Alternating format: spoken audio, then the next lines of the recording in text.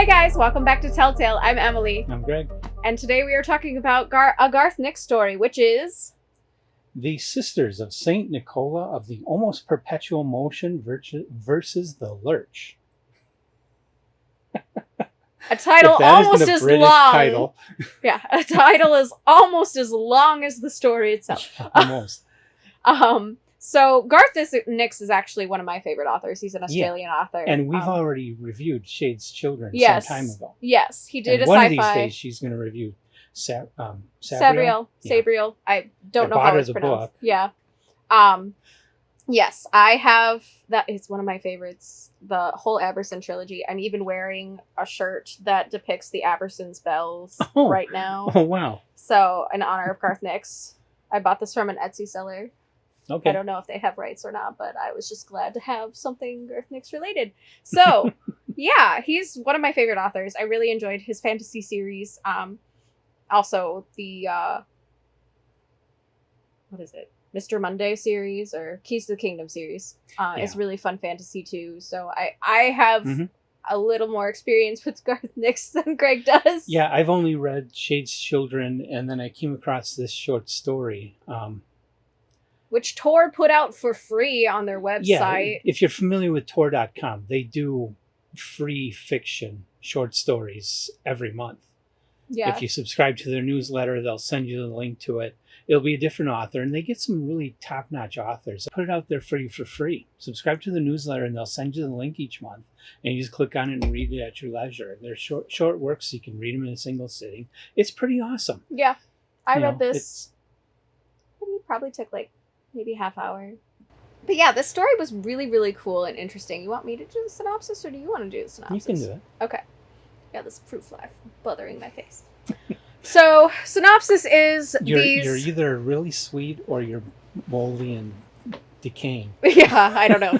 Could be two. Both. I mean, I am 30. I'm in that in-between now where your body starts falling apart, but you're still young and vibrant, allegedly. I don't know. Maybe you're a zombie and you're decaying here, falling apart. I mean, I feel like it some days. Certainly today. Anyway, synopsis.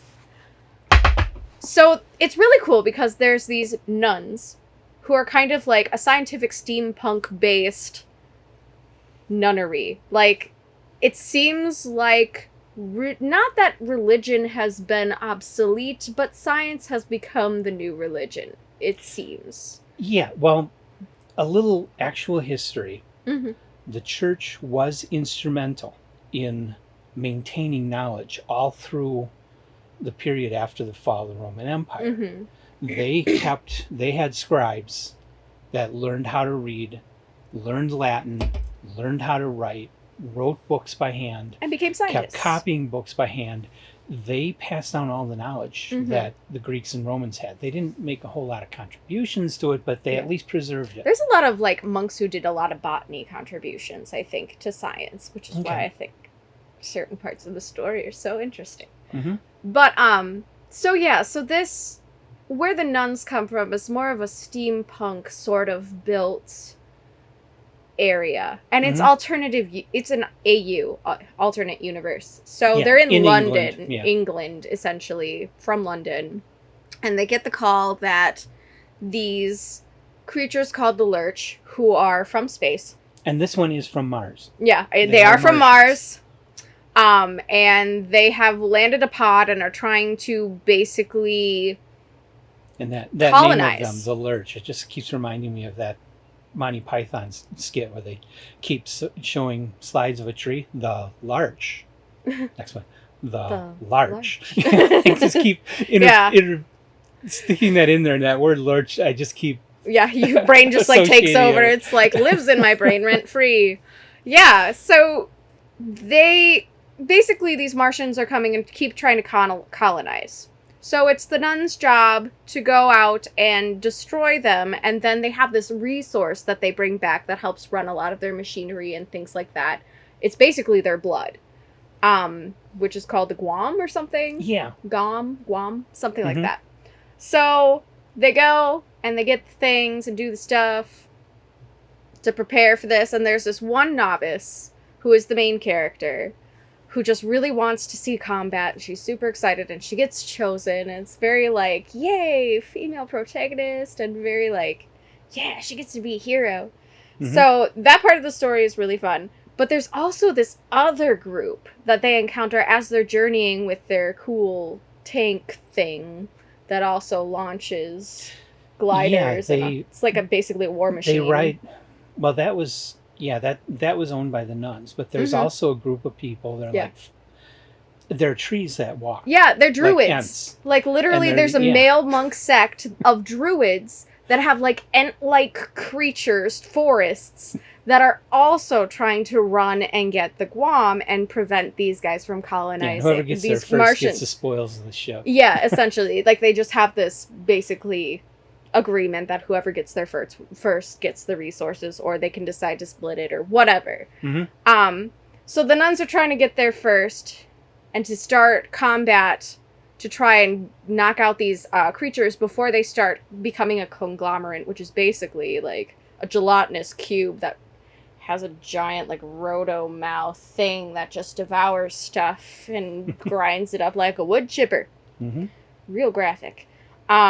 Really enjoyed that, by the way. Real graphic story. Yeah. So basically, it's this race between the nuns and the druids. They launch... The novice gets chosen by the relic of Saint Nicola, who is... Isn't that, like... It's kind of... Saint Nicola? Nicola, or Nicola, however you say it. I thought it kind of was playing off of Nikola Tesla's name, honestly. Maybe it was. I thought that probably was why they were doing that as the saint's name. But anyway.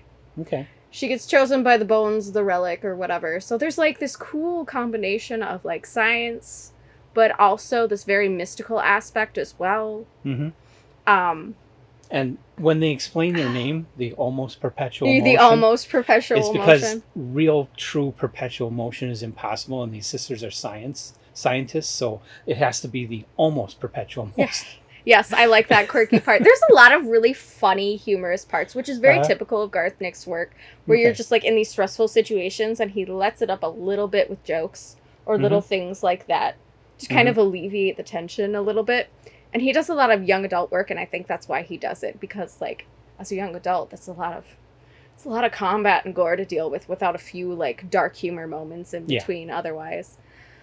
But yeah, so basically it's the story of these druids and these nuns going to combat these Martians that are trying to colonize Earth every so often and keep sending down pods. And it's really, they have an interesting culture between the druids and the nuns where they have, like, Wednesday husbands and weekend lovers and all that stuff, where during certain holidays they're allowed to, like, have sexual and romantic relationships with the opposite sex and things, so they're not celibate. And just really interesting cultural dynamics in there. But I love this combination of steampunk and green punk put into one. Yeah. It's just super fascinating to me because it's like, I don't know, it's like people coming to grips with the Industrial Revolution. It's like the Native Americans meeting the Industrial Revolution in America, but taken to an extreme in an alternate universe where there's more magic. Yeah. And I really appreciated that about the story. I mean, I already like Garth Nix a lot. But this was really well done. I liked the alternate universe. You had mentioned to me earlier, or like when we were texting about it, that you're like, I would like to see more stories in this universe. I'm like, me too! It's a fascinating setting. Yeah, it's really, really interesting. And they also had that one, was it H.G. Wells or Jules Verne, who had the thought of cannon shooting. That was Jules Verne. Yes. They had that represented in this story as well, where they're going to shoot spaceships eventually into the sky and with a giant cannon to go and, like, fight and colonize Mars in reciprocation to what the Martians were trying to do on Earth. Yeah. And to, you know, get the resources and things like that and whatever. So I thought that was really cool too, to see, like, those little, like, hints at things that are typical of steampunk, like the original steampunk science fiction writers. I really appreciated that a lot. Yeah, it was really cool. Now, my take on it, being more old school, especially lately, I've been reading a lot of old science fiction space operas from the 30s and 40s, like Captain Future. I've been just getting into that a lot more lately. I've got a whole book of Milton A. Rothman's work, and I've been reading a lot of R.F. Starzl stories, and just getting into the really early space opera before science fiction became idea fiction. And reading this story, I felt like I was back in the pages of Wonder Stories in 1934. The description of the aliens is the sort of thing you would encounter in those stories. Yeah. The kinds of technologies, even though in 1934 the authors would have been trying to imagine future technologies, they would have come up with a lot of the same kinds of things. It just wouldn't have been steampunk for them. Yeah. It would have been just future Earth. Yeah. You know, the electric pistol is a lot like the ray guns. There's just so much about this story that reminds me of that early space opera before the golden age. Yes. And this is classic science fiction here. You know, there's a lot of what people today like, the steampunk and having a female protagonist that's a little different from 1930s. You know, and having sisters. They wouldn't have done that in the 1930s. Nuns would not have been doing this stuff. Nuns would not be carrying guns and shooting up aliens. Or having flings on their holidays. But, you know, so there are some nods to our current culture. But for the most part, this reads like it could have been written by Edmund Hamilton in 1935 and published in Thrilling Wonder Stories. Yeah. Yeah, Garth Nix has that talent where there is a lot of things that honor homage to past writers. There's a lot of allusions to things. In his Keys to the Kingdom series, it's the Pied Piper. Okay. The Pied Piper is referenced to as one of the greater beings that these kids are trying to encounter to try and like stop them from taking over Earth, basically, and breaking through the realms, so to speak. There's a lot of like things you just can't get away from, like the homage to Tolkien in fantasy. That's just done really respectfully. But Garth Nix does some really cool things with like certain like charter mages and things in his Aberson trilogy. Shade's Children was another one where it was almost a Roughnecks feel. I felt like this was almost a Roughnecks kind of feeling story where you've got military versus aliens and resources at stake and, you know, that kind of thing. So I felt like it was still a good... It, like, takes all these pieces of fun science fiction and fantasy and throws them together. And I feel like Garth Nix does a really good job with that. Yes, he does. Where he still has his own original idea, but he runs to things and like pulls good parts of other fictions that the culture already appreciates. Yeah. And I really appreciate that about him. There's so much more Garth Nix I want to read. Yeah. Because he's got so many great things coming out right now. So this story has only been out in the world for 2 days as we film this. Yes. And I saw it. I knew Garth Nix. I knew she's a big Garth Nix fan. I knew we had to read it. But I read it right away as soon as I had it in my inbox and was just blown away by this. It works on so many different levels for both people like me that love the classic stuff, people like her that are more into the more current trends. It's all there.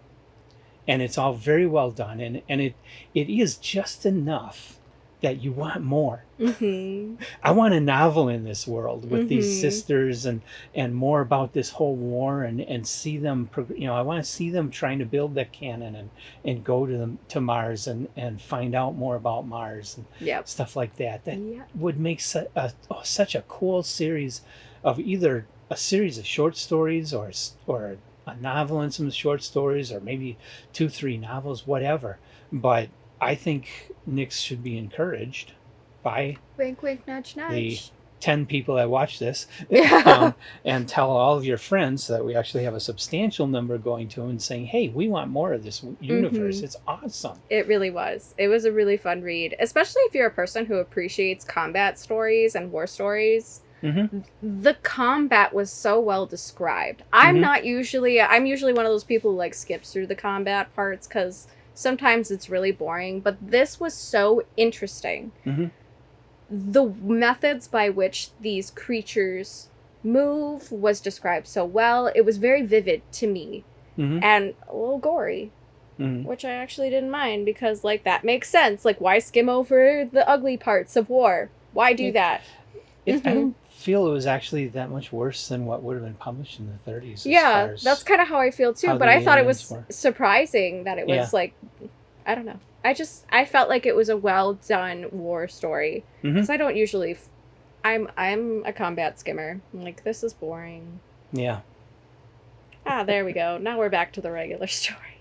See, and I like the action, but no, really, it depends on how well it's written. Like, if change it's good, the protagonist to a young man, and change the setting from a steampunk alternate Earth to a future to the 1930s Earth where they have spaceships and ray guns and robots and stuff, and dirigibles. Yeah, and you have a story that would have fit in perfectly with the best of what was being written in the 1930s in the pulp magazines. Yep. But done for modern readers. Yeah. So anyway, I've already given this a top tail status. Yes, same. It's brilliant. Yes, it's fantastic. And I can't wait for it to have you read more of his stuff because it only gets better from... Like, Shade's Children, we agreed, was not, like, the best of the best. It was one of his first novels. It was good, though. Yeah, it was good. It gets better. Okay. I promise it gets better. I'm really interested in the Left-Handed Bookseller. I have the book. You got it for me for one of my birthdays or something. Or maybe it was just because. I can't remember. But I really want to read the series. So the second book is coming out. Yeah. I'm really excited. Our list keeps getting longer of things to read. But we'll get there. Because I think you just have to focus on the small number of books that we've already kind of started or said we were going to start and just push through them. Yes, that's the biggest thing in my lifestyle right now. Get through those and then we can look at where to go from there. Yes. So some of that. Another thing too that's fantastic is still being able to read. My lifestyle, I'm working like 4 jobs, it feels like right now. So having good literature like this that is quick to go through, doesn't take a lot of your time. I can't stress enough how much short stories. Yeah, it doesn't break the bank. Short stories have been a lifesaver for me in my reading right now. Because if I didn't have those, I'd be overwhelmed with the amount of books that I want to read. And just, I've kind of had to put them to a halt right now because it's been a little overwhelming to think about drudging through a book. But short stories are something that are small pieces that I can bite off and not have to give a ton of time investment and feel like I'm lacking in other aspects of my life because work balance has been a little hard right now. Well, and that is precisely why I haven't really wanted to get into other Garth Nix works because so much of what he writes is the big fantasy series like everybody today writes. And the time investment, the money investment, because I like to get nice copies, it's just prohibitive. It is. I don't want to go that road, especially if it turns out that I don't love it. Yeah, exactly. How many times do I see on BookTube people start these gargantuan series like and then it Wheel dies. of Time because they hear all the hype about how great it is, and so they try reading it and they get partway through it and they're going, this isn't so good. Yeah, it's at a certain point, I think the longer a series gets, you're just beating the dead horse. Yeah. And you're hurting your clientele because it becomes such a money drain. We're living in a day and age now where having things be a money drain. But the psychology of that is interesting because the people, after they've read a couple books, they love the first book, the second one was they bought the third one. They're hoping it's going to get better. Yeah. And so they just keep buying. Yeah. And so the writers can just keep churning out crap. Yeah. And just have those people on that line that it's the next one's going to be better. Yeah. Whether it is or not. That's definitely why I like shorter series. Like, I think the Keys to the Kingdom series by Garth Nix is the longest series I've ever read. I don't go into those bigger ones because I was a busy kid, I was a busy teenager, I'm a busy adult. Right. Trilogies are my forte, right? Yeah, trilogies are fine. Yeah, single Foundation one trilogy. and like just single go where you get a great novel, fine, great, fantastic. Short stories, even better. Trilogy, yes, I will accommodate for a trilogy because usually the middle book is and the third book is the great culmination of everything. So you kind of have to like go through it all. Yeah. But like Garth Nix was basically the author that got me reading. But I personally would like to see authors go back to writing a book where they make their point. And we don't have You to beat a read it, dead horse. They give you, maybe it's a long book, or maybe it's a short book, but they give you what you need for them to make their point and say something with the book. And then write a different book saying something different. Instead of just keep doing these series of 20, 30 books that follow this character and nothing is ever really resolved. Yeah. Or none of it, like, it's resolved and it's just basically the same story with different faces. Mm-hmm. That gets boring after a while. Yeah. But then you have people where all your favorite characters just die and it's like, what's the point of this now? Thanks, Martin! Uh-huh. And while I'm not a believer in just writing a book about a character to do a character study. I mean, a lot of authors do that. A lot of people love that. I want an idea. I want a thought. I want some philosophy. Yes. I want there to be interesting more. conflict. Yes. That's, I think, why I liked Garth Nix's Old Kingdom series with the Aberson and, stuff. First of all, necromancers. Okay. Second of all, female protagonists. Third of all, does the walker choose the path or the path the walker? Like, I want that tattooed on my body somewhere someday. But that's like the bottom of your feet would be because like in the Book of the Dead, that's that's basically the whole thing is questioning this concept of does the walker choose the path or does the path choose the walker? Okay. And so like it's this cool thing where you're playing with this philosophical idea throughout each story based off of different scenarios, and you kind of anyway. I could do a whole. I gotta do the Sabriel book. Yes, you do. So you've already read it. I know. I've already read all 3 in the trilogy. I might as well just do the trilogy videos. I gotta get it done. Maybe I'll go home and do that tonight. Okay. Just nail it. But anyway, love Garth Nix. Great story. Yeah, seek it out. Like I say, Tor.com. They're also, I don't get this. They're already selling it for $1.99 on Kindle. Cute. Why would you do that if you can get it for free at Tor.com? The idea of possession. Be smart. Yeah. Go to Tor.com. Free. Read it. Garth Nix. Read it for free online. Enjoy that. It's great. Uh-huh. Yeah. So, that's it. I want a pet tree now. You want a what? A pet tree. Pet tree. But I also want a cannon. And a cannon. Anyway. And do what with both? In 2 rivers.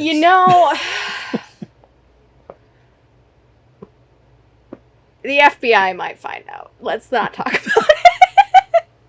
Anyway, thanks for joining us, guys. Like, subscribe, tell us what you love. Go read the story for free on Tor.com. It is fantastic. Come back with commentary. Come back with opinions. We love hearing them. And we'll see you next time. So long.